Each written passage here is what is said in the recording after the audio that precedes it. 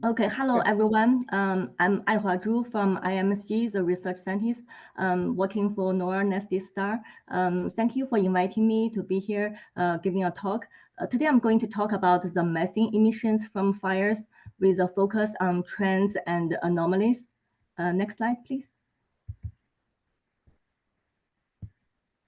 The motivation of this study is that biomass burning release large amount of greenhouse gases into the atmosphere. As we know, wildfires are projected to increase in the frequency, severity, and extent in a warming and drying climate, contributing to the emission of greenhouse gases. The long-term record of the spatially and temporally resolved methane emissions from biomass burning can provide the critical information in developing the measurement-informed greenhouse gas inventories, and also very helpful for the assessing mitigation strategies and policy decision-making. For example, mitigation, the emission of methane is a very attractive option to rapidly restrict the pace of global warming, since you all know methane is one of the major climate drivers with more potent at warming than CO2, but a relatively shorter atmospheric lifetime. Next slide, please. In this study, we use NOAA's global biomass burning emission product extent. We call it GPAPEX. GPAPEX is a fire-related power-based approach that can calculate the daily fire emission of 9 species. Methane is one of them. GPAPEX is a multi-sensor emission product that can use the satellite fire observations from both MODIS and VIIRS. In this work, GPAPEX was applied to the entire MODIS period from 2001 to 2023, and also the VIIRS enterprise fire product period from 2013 to 2022 to estimate the long-term record of the temporary variation and spatial distribution of methane emissions from biomass burning. Next slide, please. This time series shows the global daily methane emissions from biomass burning in the past 2 decades. The black line is from the VIIRS estimate, and the red line is from, the black line is from MODIS, and the red line is from VIIRS. As you can see, there's a substantial year-to-year and also day-to-day variabilities of methane emission from fire. With some anomalous years or days, the releasing of methane from biomass burning is, can be as large as 200 kilotons per day.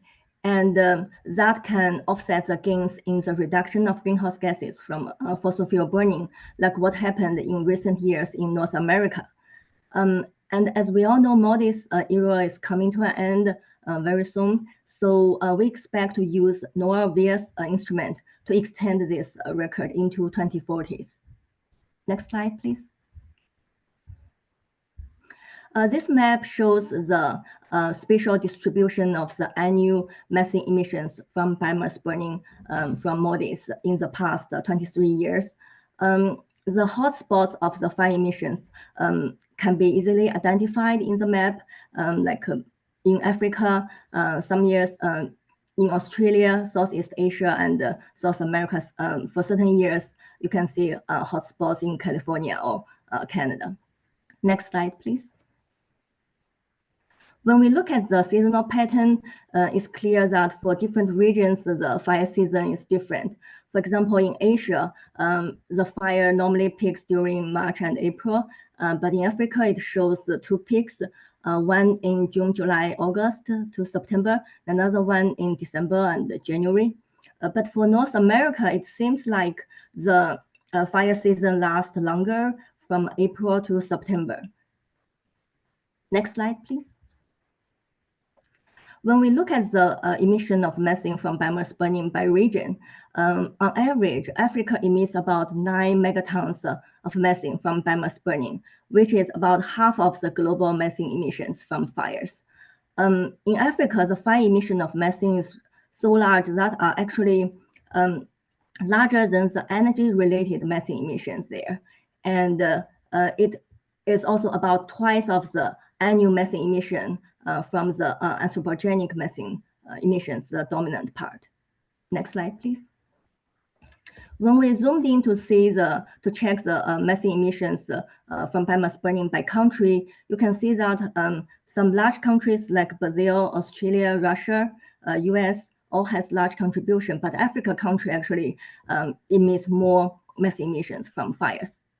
Next, please. From this top bar, this bar chart, you can see that there's 5 African countries ranked top 10 of the methane emissions from biomass burning. This together, these 5 African countries together contribute about 30% of global methane emissions from biomass burning. Next slide, please. When we look at the trend of methane emissions by country during the past 23 years, we can see there's a positive trend in North America. So we want to look at all the details to see what happened there in North America. Next slide, please.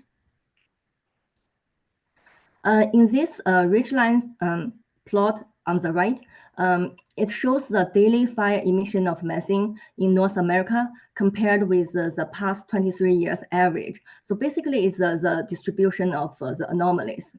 And as you can see that I highlighted for 2 years, 2020 and 2023, the anomaly distribution looks quite different for those 2 years from other years.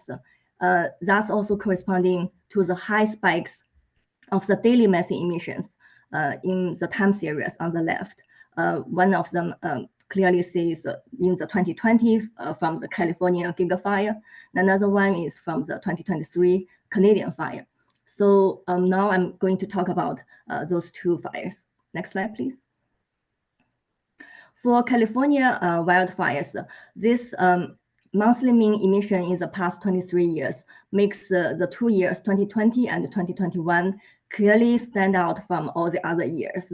The monthly emission of methane in California in the September of 2020 was over 400 kilotons in California for a single month. Next slide, please.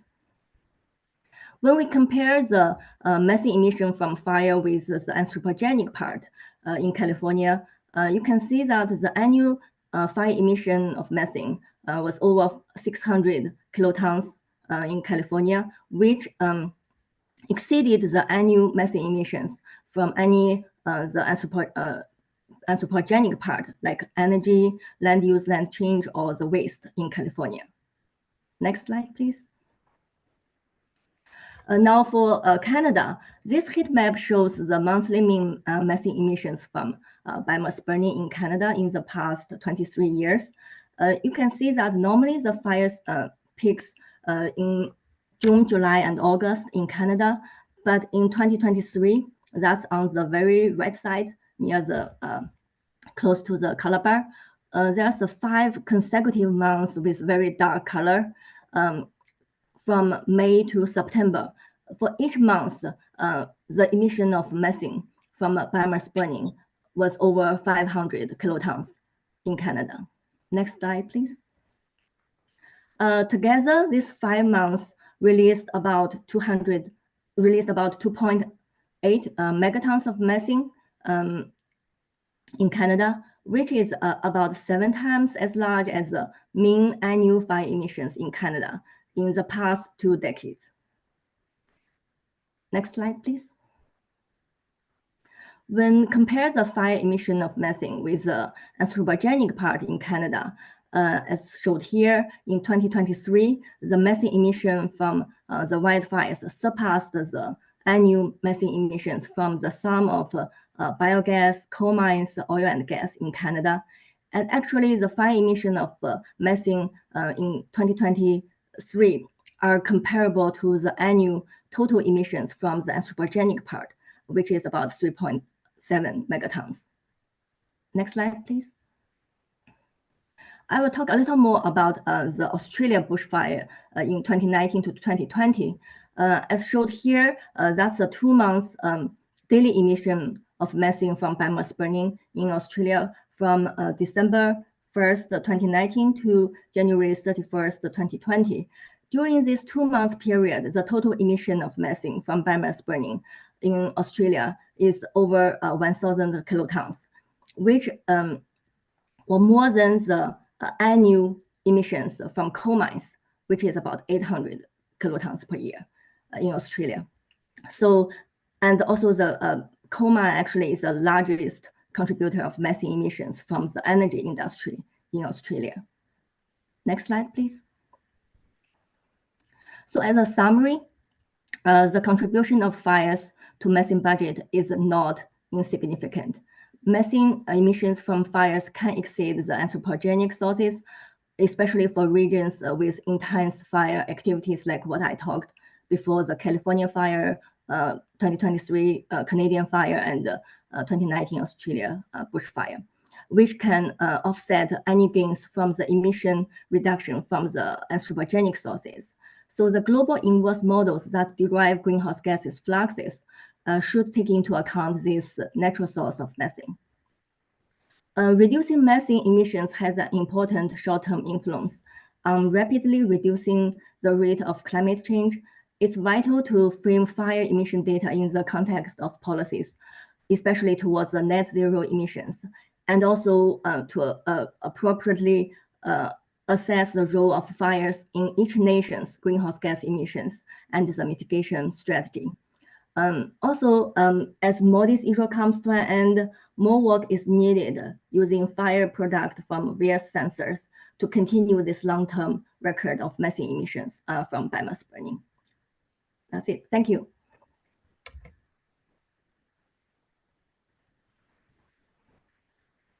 Questions? Please use the phone. Eva, you have a question for me? Yeah, that was a nice talk. Early on, you showed a comparison of MODIS and VIS, and there was some quite significant differences. Is that just like cloud cover or something where one instrument is missing, or has it been filtered for that already? Eva, question is, what's the source of the difference between VIS and MODIS, the bias between those two? Okay, yeah, I think there's quite some few difference. That's one from the different sensors, and from the another is like for VIS, we were missing the morning satellite because MODIS has a morning satellite sensor, and cloud cover probably will play a role there when you don't have the morning observations. So if you filter it for times you're actually looking at the same atmosphere, you're expecting a better agreement between the two. Yes and no. We will talk about it in the panel discussion because the instruments are somewhat different. And then the way they sample at the edge of the scan, there are differences due to which MODIS by radiative power comes out to be slightly higher than VIS. Yeah, so actually real differences exist. Yeah. Okay, now Pallavi? Oh no, so there's a question online from Mikhail. So I just... Mikhail, go ahead and ask your question. Yes, thank you. Hello, thanks for a very interesting talk. I wonder, such amount of methane released from a comparatively compact source should be visible from space. Did you verify the amounts released just looking at the space images of methane retrievals? That's the part I haven't done that work yet. So it's a very interesting work to do. But I don't know if Shubha, you have any suggestions, advice on this? Yeah, so Mikhail, I guess you're asking if an instrument like Tropomi, for example, can it see the methane from these big fires? Don't know, because like we don't know if Tropomi retrievals are actually valid when there is that much smoke in the atmosphere. So I'm guessing that either they will screen out or throw away those retrievals, but we can certainly go back and inspect the Tropomi methane product for that. Good question.